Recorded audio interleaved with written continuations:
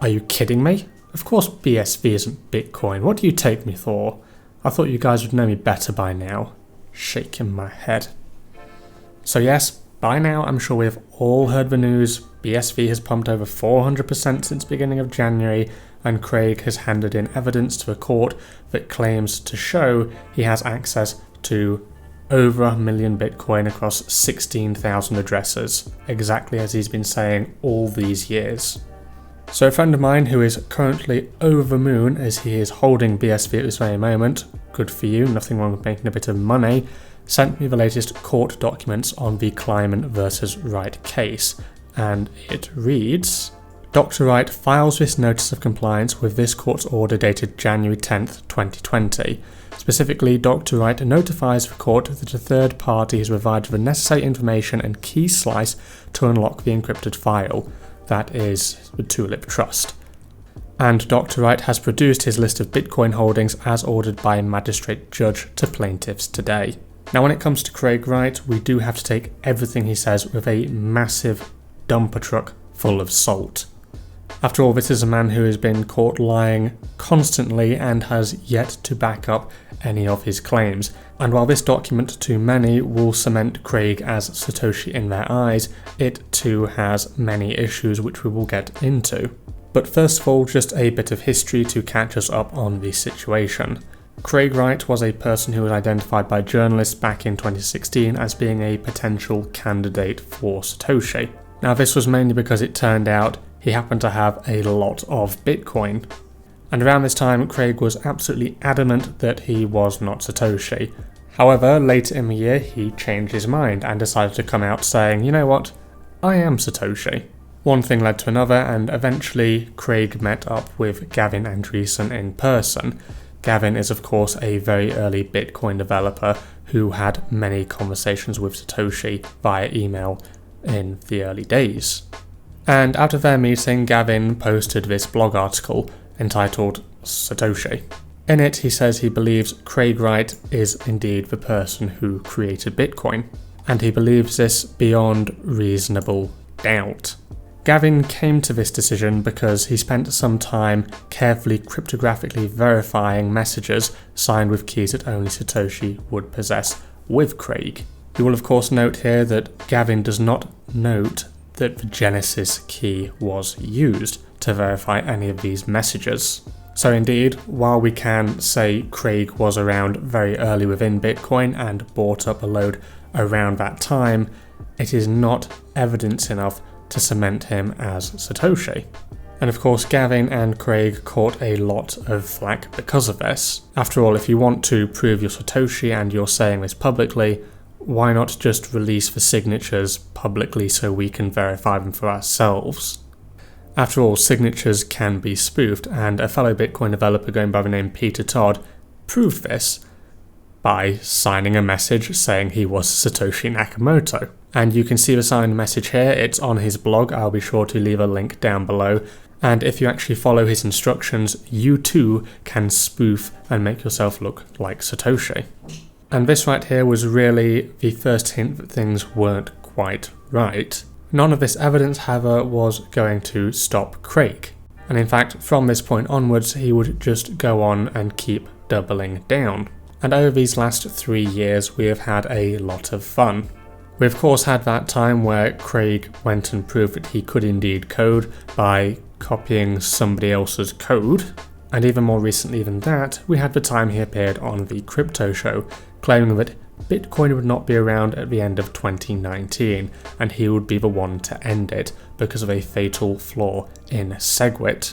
No, it's not. Bitcoin Core's already dead. They just don't know it yet. With the changes from the original Bitcoin and what they've done to add SegWit and whatever else, they don't understand the system well enough, and they will learn next year that there is a fatal flaw in BTC. And by fatal, I mean there won't be any BTC at the end of next year. Well folks, we heard it straight from the horse's mouth. Bitcoin won't even exist in 2020. That flaw in SegWit, it's going to kill it. Now there are of course plenty of crazy claims Craig has made over the years, enough to make an entirely separate video on, but I want to get back onto the matter at hand, the court case and what's happening with the price. So yes, the current price action and speculation seems to be being driven by the fact that this court document appears to show Craig indeed being Satoshi. Of course, it's interesting to note that Bitcoin didn't dump on this. It in fact rose, just BSV had an absolutely out of this world pump. So it's clear not everybody is taking this seriously. And I mean, even BCH, for God's sake of all things, even that pumped. Now, the timing of these court proceedings is actually very interesting as it lines up fairly well with a scheduled BSV protocol upgrade. And it's actually one specific part of this upgrade which is scheduled to happen in February of 2020. And a Twitter user who goes by the name Linked actually gave a very interesting take on this, writing that the BSV Genesis upgrade is a Trojan horse for being able to move Satoshi's coins on that chain. They won't and can't move on the Bitcoin chain in order to continue the narrative that CSW is Satoshi. This is all being coordinated alongside the court case, truly spectacular. Now, this isn't actually the first time I've heard of this. I believe there were claims back in 2018 stating that the BSV chain was always going to move Satoshi's coins through a hard fork upgrade. Admittedly, since then, I have not been paying too much attention to BSV and cannot find the original article. However, I am aware that this is absolutely something they can do. And going back to the court document, yes, if BSV is indeed doing this in the February 2020 update, then yes, they will be able to redeem Satoshi's coins on the BSV chain, but not Bitcoin. This is in part also due to the fact that BSV is very centralized. Calvin Ayre and CoinGeek, his company, basically have a dominant hold on the mining market, making it very easy for them to push any changes they need. So despite all the noise and excitement currently going on right now, this essentially equates to just a big nothing burger. Yes, Craig may have a lot of Bitcoin, that's a given, and he may have been around very early on, that's proven, but unless you come out and sign a verified message from the Genesis block with your signature and share it publicly so others can verify it, then nobody cares. Because all you're doing is making noise and distracting from the fact. I mean, it's remarkably simple. There's one thing you need to do, and you won't do it. And if you're unwilling to do it, then of course we all have to ask, why? You constantly keep making things needlessly complicated for absolutely no reason. And you know what? I think this is an absolutely perfect example of Occam's razor, which basically states that given two competing theories, the simplest one is most often the right one. You literally have to do one thing. Just one. But you won't. And until you do that one thing, nobody should take you seriously. With that out of the way, let's have a bit more fun and look at some BSV metrics and see how it holds up to actual legitimate assets. So here we are on BitInfo charts taking a look at the current price. Very impressive.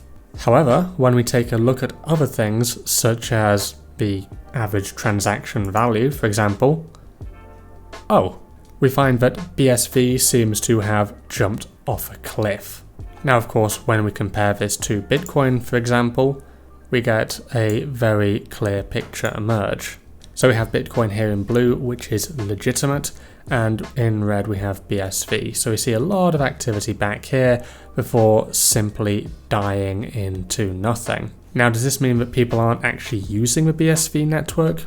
Not necessarily. After all, if we look at transactions, a very different picture will emerge. We have Bitcoin in blue once more and BSV in red. Let me just take out these spikes so we get a better look at it. And we see pretty much the inverse occurring. One huge spike, nothing really, and then transaction usage growing and surpassing Bitcoin. Now, do we really believe more people are transacting on BSV as opposed to Bitcoin? Or is it more likely that this increased transaction usage is coming from tons and tons of spam? After all, if I zoom here, you see the inverse pattern I talked about. So this is the transaction value at the beginning, and this is where it is now. But there are tons and tons of transactions occurring, assumedly from a small group of people who are just absolutely spamming the network. Now this may be because of development reasons, but it's very clear to say that this is not legitimate usage. And in fact, if we even compare this to Litecoin, which is way smaller than Bitcoin, we still see a pattern emerge here. In fact, let me just focus on the median transaction value for these two. It's pretty obvious what's going on here, let's face it. So this is actual usage on the Litecoin network. People sending a median transactions looks to be averaging around a bound of 100 right now. Whereas on Bsv, for comparison, I mean, look at this. Median transaction value on Bsv, 0.0074 cents. That is just ludicrous. And even if we look at the values being sent in US dollars, we still get a similar pattern. Litecoin outperforming Bsv quite handedly, even comparing the fact that most of these Bsv transactions are complete spam. So just going by this alone, I think it's pretty obvious that Bsv is just having a very good time right now. And if you're someone who holds and trades Bsv and you made a lot of money, great for you. Absolutely fantastic, I'm really happy. However, I would not expect any of this to last. And this movement back here was in fact caused by people thinking Craig was Satoshi also, and we saw what happened with it. It stayed up for a while before coming absolutely crashing down back to under $100. And let's face it, if your asset and its volatility in price is dependent on one person, that is not a decentralized asset. And with the fact that actual Bitcoin is still pumping on this news, I think it's very good to see that even if Craig is ever proved to be Satoshi, the market doesn't care. The project is simply bigger than him at this point. And you know what? That's a good thing. That's how it should be. No individual gets to decide what is and is not Bitcoin. That's up to consensus. That's up to the majority of the people using the network to decide. And I'm glad that even Bitcoin now at this point appears to be Satoshi resistant.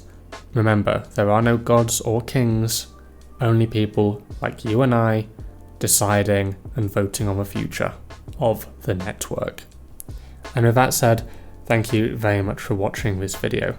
I hope you enjoyed it. As always, be sure to let me know what you think about all this price action and movements going on in the market, either down below or on Twitter. I do enjoy reading what you have to say. If you liked this video, be sure to leave a like, and while you're at it, why not subscribe as well? I'm actually going to be busy for the next few days from here, so no, I will have not dropped off this routine already. Don't worry, I will be back next week, and as always, I will see you next time.